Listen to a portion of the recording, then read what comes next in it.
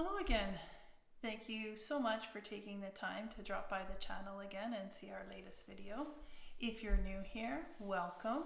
If you haven't yet subscribed, don't forget to do that and click the bell to be notified of our latest videos that we have here. So today I want to talk about how to use your budget in your day-to-day life. It's really important that you use your budget. It's a living and breathing document. It's not static and set in and forget it. What I wanted to talk about is a couple of little items to think about with your budget that I've actually seen or had comments back from people who viewed the video. And one of the comments was, I always thought that a budget had to be static. I didn't think of it as fluid. And absolutely, I think it's really critical to think of the budget as a plan. A budget is simply a plan for your money of what you want to accomplish with it. But like any other plan that's out there in life, it can change. Life changes. You might plan to go on vacation and then a pandemic hits and you can't go on the vacation. So what do? You have to make an adjustment to the plan. Do you keep that money set aside for a future travel that you can make so that you already have it? Do you maybe reallocate it to a debt repayment and then work towards saving for the vacation again? Or perhaps even you take that money and set it aside in your budget because your hours were cut, or unfortunately you might have lost your job during the pandemic, and so you use it to continue on with your expenses. But the whole point of that is what you set aside as your budget originally is not going to work with that priorities and what you have to do now. So make sure your budget is fluid, that you can make changes to it. Don't be ashamed. Don't be embarrassed. You need to make decisions that work for you, and that means having your budget fluid. When we talk about making decisions on expenses then in the context of a budget, what I'm encouraging you to do is to go look at your budget, look at the money you've set aside for that particular category, and see if there's enough available. So you have to see, is there enough available? Do I have any known expenses still to come out of that total amount that's available? If that still means I have enough money left, great, go ahead and make that purchase. Don't worry about it, don't feel guilty, you've already have that in your plan. What happens though if I don't have enough money in that category? Well, then you have 2 or 3 different options. One, you can look in your budget and see if there's a lower category item that you can take money from to change to this thing you want to buy. Or maybe if you didn't spend as much in that other category and you have some left over, you could take that as well because it's a lower priority to save that money. Other thing is you could then have to just say no. I know it's hard, but you may have to say no, I don't have the money. I don't have anywhere else in my budget I'm willing to take that money from because it's not high enough priority. If you say no, the other thing you can do is then create a category for it and start saving towards it if it's something that you could buy in the longer term. So those are the things that I want you to consider. Your budget is fluid. Don't be ashamed or embarrassed if you're moving it around, but make sure it stays with your priorities, and then checking with your budget before you make decisions so that you are spending in line with your priorities. So I'm going to go through and show you a tracker that I've developed out to help you. I have put it into an Excel, but it can be created on paper as well. It's just that I found recording paper was a little bit more difficult. I always found my hand was in the way. So we will go through that tracker and I'll show you, I'll take the budget we started on April 27th, show you how to close that out and move into the next budget. So it'll be a really cool exercise. Now we're back in the template and you can see it is a little bit more robust than the paper one that we had. However, all the information that was on the paper is here. We will go through that and then we will go through the additional columns and functionality we have in this template. But again, you can build this on paper. You would just have to do some manual calculations in certain areas. So the first thing we have is our budget name. So I'm just naming this 27 April 21 because that was our paycheck. So this is a paycheck to paycheck method right now. The next section I have is I'm going to list out all my income because this is only one. I have my line with my income, my employer, and my amount, and it will total up how much your income is. Again, if this is on paper, you'll have to do that manually. The other thing that book has over here is our expenses, is this large space here. Now, what we had on paper was the category in here, and those are all the categories we had last time, and the amount we budgeted to it was here. The other thing I have at the top, just to explain, so these may not work as well in paper, but you can do them, is I have this tracker that'll help me show whether or not I've over budgeted. So what that means is if I've given my dollars more jobs than I have money. So when I have here, I have my rollover. So if I have money left over from the previous month, I could move it here as a lump sum, add it to my income that I have. And then what this item does is it takes everything that I budget in column D and has a running total. Because I'm all budgeted out, it shows a 0. If I still had money to budget, it would show green. And if I've gotten budgeted too much, it'll show red. The other item I have is a credit card tracker. So this is a summary. It takes all of my previous charges. I manually enter it in here. It will add up the current charges. So everything that comes from column G, which we will explain in a minute. Then I would take any payments I make this month would be entered here. And then it will take my balance. So it will take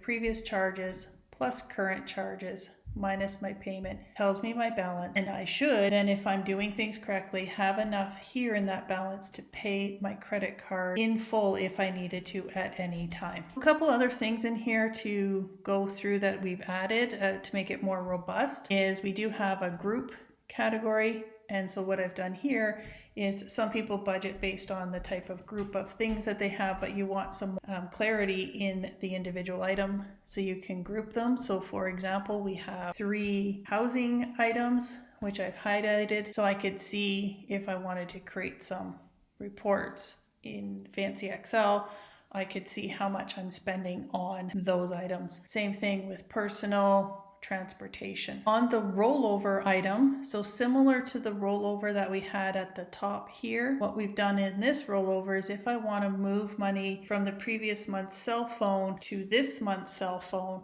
I can do that here as well. So I have a choice to either do the rollover in this column or as a lump sum at the top. We have our budgeted. So this is the money I've budgeted on what I've received now. And then my total budgeted is any rollover money plus my budgeted, and this is how much I have budgeted. So when you start the month, before you make any expenses, this is how much you have available. As you make expenses, we've added 2 columns, one for cash, so this is cash that comes out the door, and the second one is for credit card. And the intention behind that is, like we described in our credit cards, evil or just misunderstood video, we want to be setting aside money for our credit cards as soon as we make the purchase. And this is a method to do that, is to separate out your expenses by the cash or debit that comes directly out of your bank account and a credit card, which then, as we demonstrated, goes up into this summary so you can be checking on it. Now, through the magic of the internet and editing, I'm going to show you what this tracker would look like on May 10th, the day before we get paid, so that you can see everything that is there. The magic of the internet,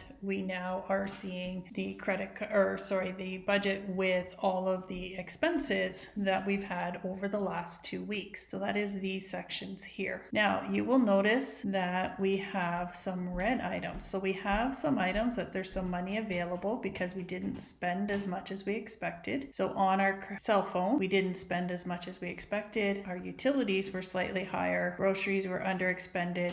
Birthday, we didn't expend as much. And we have an extra new category that we hadn't planned for, which was our eating out. We're going to go through these and we'll start with the eating out. So we decided eating out was a category I wanted to track. I could have kept it in groceries, but I wanted to be able to say, hey, am I spending too much eating out and I should start cutting back and eating at home, healthier, all of that. So I need to create that and I need to budget. So at the end of the month, I'm going to put that $15.55. Now, that solves the problem that I'm zeroed out here, but you can see now this is in a situation of over budgeted, which means I've budgeted for more than I have money. That means I got to find somewhere to take the money from.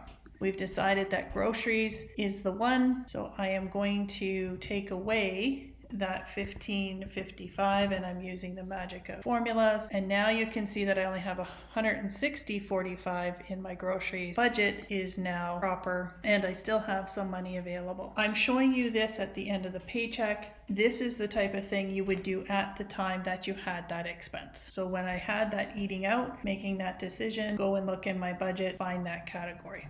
Now the same thing is going to happen with my utilities. Came in, it's a little bit more. I see that my cell phone, I didn't spend as much. So I'm going to decide to take that money out of there. I'm going to take just the $1.23 that I need from the cell phone. So there'll still be 50 cents there. And I'm going to add it to the utilities, and it's zeroed out. And I'm going to leave that. So now I'm happy I have no overspending. If I come down and look, I actually have some underspending, so I have a little bit money available. I have no reds in the individual categories, and everything is balanced. And I can see that I have $239.84 in my credit card. So I'm going to flip to the month of May, and through the magic of the internet, I will have pre-populated some items in there. So for this, I pre-populated the month. So I'm putting May 2021, and I am going to, in my employer line, that I'm getting $13.81.23. You may wonder why I'm putting the 23. I think it's really, really important to put all of your money in right down to the penny, because you need to know that. Right? You can't round up or round down on your credit card when you make that payment. So it's really important to know, because you can make a difference with those pennies sometimes. So now, because I've got that income, it shows me I have $13.81.23 left to budget. Now remember, we talked about rollover. So if I come back to April, I have my rollover amounts. I have 50 cents in my cell phone and money in both my grocery and birthday. So I'm going to choose to take the 50 cents on the cell phone and move it to my main rollover category. And then the 1045 and 466, I'm going to move over into those categories in May. So what that would look like is I would add the 50 cents up here. So that's from my cell phone. In my groceries, $10.46 and $4.66. I just double check my numbers, and now I've got that money moved over. So now you can see that my available budget has increased slightly, and now I will go through and budget what I need to budget. Again, through the magic of the internet, we're going to have it magically appear. Yay! There it is. I've budgeted out all the money all the expenses that I need to pay for between now and my next paycheck. And I'm building my budget at the same time. I don't need to go ahead and figure everything out right now. I can slowly build that out. So a couple of things that you'll notice, I added books as a category. And what I did is I took gifts. So I took that Mother's Day and birthday, and I combined them into one category called gifts, because I realized over time I'm going to spend more and more. So for example, in May, I might have more birthdays again. We had Mother's Day, it was covered on the other check, but any other birthdays, there might be anniversaries, weddings, anything like that. We have eating out, which I've added some money, and then I looked at all my information that I needed. These are items. The other thing, this is where you can start to build out. I looked forward,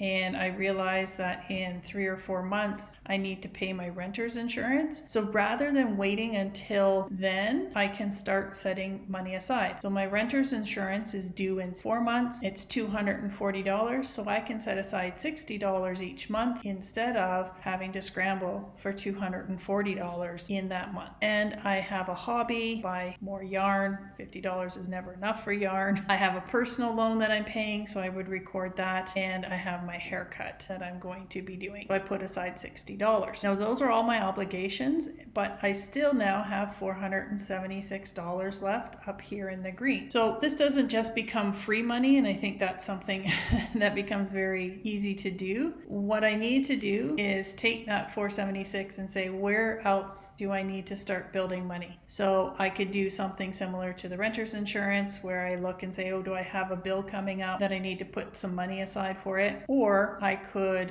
then just put it all towards the rent. So I'm going to put $476 $74. And that way, when the next check comes around that I owe the rent on, instead of having to put the full rent on that check, I can split it between two. And now I have these items. And so again, as I start to use this budget, I look at what I have available over here before I start making expenditures. And that's how you manage things with a tracker. Well, thanks for joining me today. I hope that that tracker gave you some confidence in moving forward with your budget. Please don't be scared of it. It can do a lot of really great things for you. Take it slow. Take it one step at a time. Take a step back, work on it, and I assure you that over time it will get easier and you will be working then towards your goals. So thanks for joining us. Don't forget to hit that subscribe and the like button if you really enjoyed this video.